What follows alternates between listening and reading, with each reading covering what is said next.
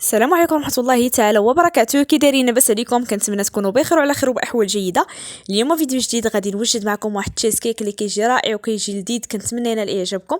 غادي نوجدو معكم هنا بالبسكويت ديال اوريو، كيجي لذيذ، كنتمنى تجربوه. عندي هنا 13 حبة ديال هاد البسكويت ديال اوريو. عندي هنا الزبده، درت انا هنا زبده نباتيه، الا متوفر عندكم الزبده الحيوانيه كديروها. وعندي هاد الهاشواغ فاش غادي نطحن هاد البسكويت. كناخد هاد البسكوي بالنسبه راه ما كنحيدش ليه ديك الكريمه البيضاء اللي كتكون في الوسط، غادي نطحنو مع ديك الكريمه ديالو هكا باش ملي غادي نضيف الزبده ما نضيفش كميه كثيره ديال الزبده باش يتجمع ليا هاد البسكوي يعني مع الكريمه والزبده اللي غادي ندوب. كنضيف 13 حبه ديال هاد البسكوي، غادي نطحنهم مزيان.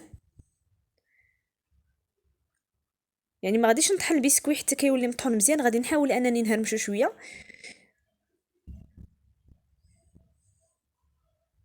دابا من بعد ما طحنت البسكويت ديالي كيجي على هذا الشكل، خليت فيه شويه ديال القطع هكا باش يكون هكا شويه مهرمش. ودابا غادي ندوز باش غادي ندوب الزبده. بالنسبه للزبده درت هنا معلقه كبيره بومبي ديال الزبده اللي دوبتها وضفتها على هذا البسكوي. ودابا غادي ندخل هذه الزبده في البسكوي مزيان حتى كتشرب داك البسكوي الزبده. وغادي ندوز باش ناخد الاطار اولا شي سيخ اللي غادي نوجد فيه هاد التشيز كيك. بالنسبه لهاد التشيز كيك كيجي اقتصادي والمكونات تقريبا متوفرين في اي منزل، والاهم يعني كيجي لذيذ بزاف، كنتمنى تجربوه. كناخد هاد البسكوي كنحاول انني نقادو هكا في القاع ديال هاد السيركل، يعني فوق من هاد الطبيسيل اللي كتشوفوا معايا. من بعد ما كنقاد هاد البسكوي كناخد واحد الكاس،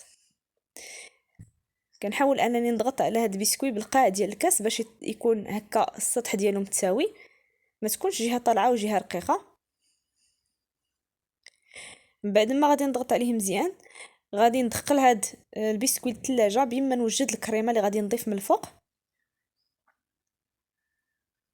بالنسبه للكريمه راه ما غاديش نحتاج لا كريمه سائله لا مقادير يعني اللي هما غير متوفرين، غادي نحتاج واحد الكريمه اللي هي اقتصاديه. غادي تشوفوا معايا دابا المكونات. صافي من بعد ما قديت هاد البسكوي غادي ندخلها ان شاء الله للثلاجه ومن بعد نتلاقاو.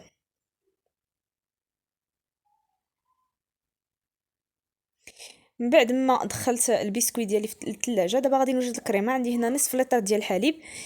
غادي نحتاج ايضا هاد الجبن الطري، انا استعملت هاد النوع اللي هو بيرلي. عندي شويه ديال البسكوي، تقريبا معلقه كبيره عامره ديال البسكوي اللي ديجا طحنت معكم قبيله، معلقه كبيره ديال سكر سنيده. عندي هنا 17 قطعه ديال الشوكولاته البيضاء وجوج ساشيات ديال سكر فانيلا عفوا ديال فلون فانيلا. بالنسبه لهاد الفلون ديال الفانيلا درت هنا جوج ديال العلب او جوج ديال الساشيات. غادي ناخد كاسرول، غادي نضيف هنا هاد نصف لتر ديال الحليب، غنزيد عليهم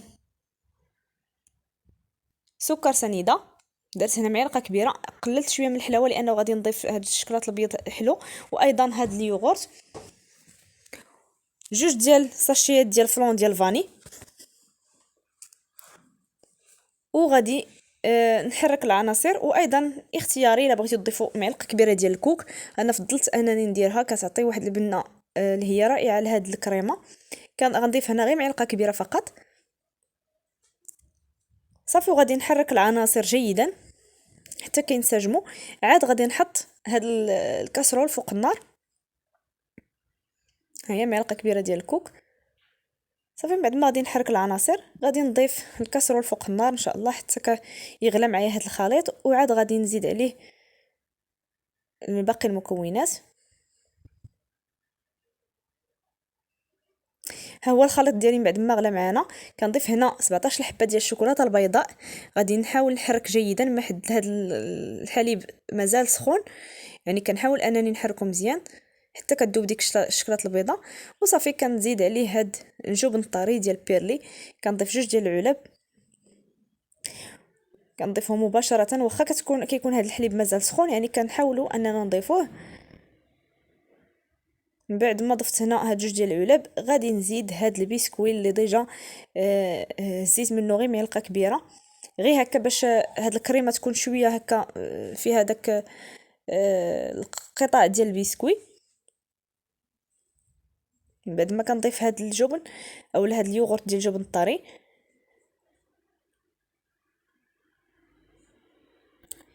دابا غادي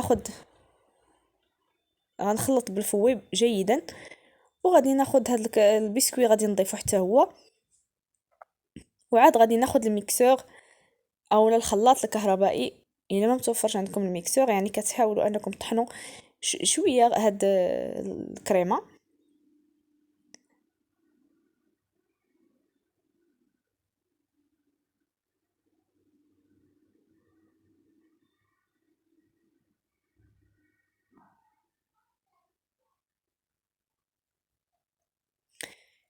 كنطحن دابا الكريمه بهذا الشكل بالميكسور حتى كطحن جيدا.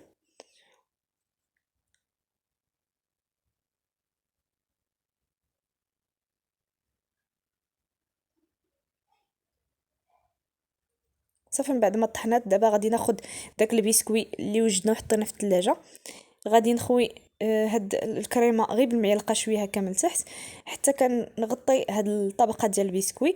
عاد غادي نخوي هاد الكريمه كامله دقه واحده.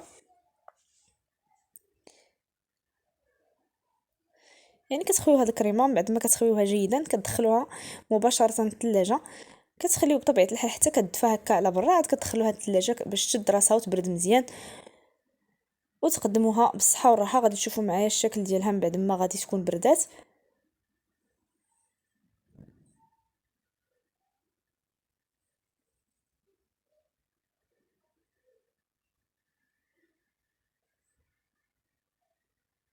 كنحاول انني نبقى نضيف غير شويه بشويه.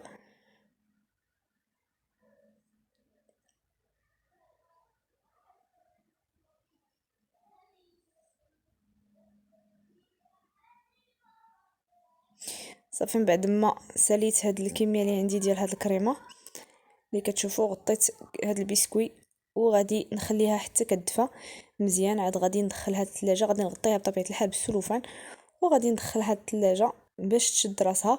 يمكن لكم يعني توجدوها ليله من قبل او توجدوها مثلا الصباح وتاكلوها في العشيه، يعني هكا باش تبرد معكم مزيان وتشد راسها مزيان.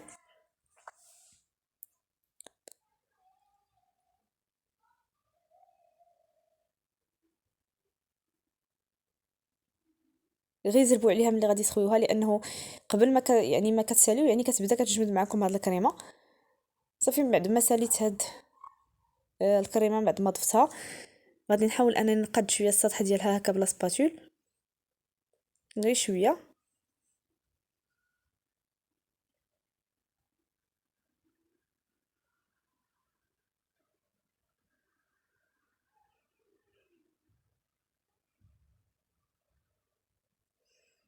وغادي ندخلها للثلاجه ان شاء الله، ومن بعد ما تبرد نتلاقاو.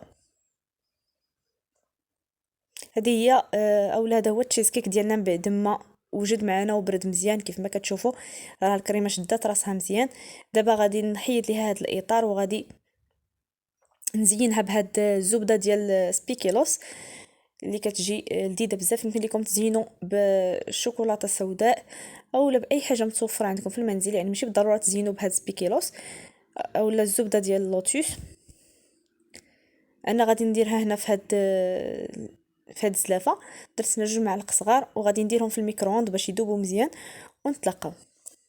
ها هي من بعد ما دابت معايا هاد الزبده ديال سبيكيلوس مزيان وها هي مازال سخونه، كناخد دابا هاد الاطار غادي نحيدو لهاد التشيز كيك وغادي ناخد واحد بلاستيك غذائي غادي نضيف فيه هاد الزبده ديال اللوتوس وغادي نبدا نزين بالخطوط. غادي تشوفوا معايا الشكل اللي غادي ندير، كنزين هكا بهاد الخطوط بهاد الشكل.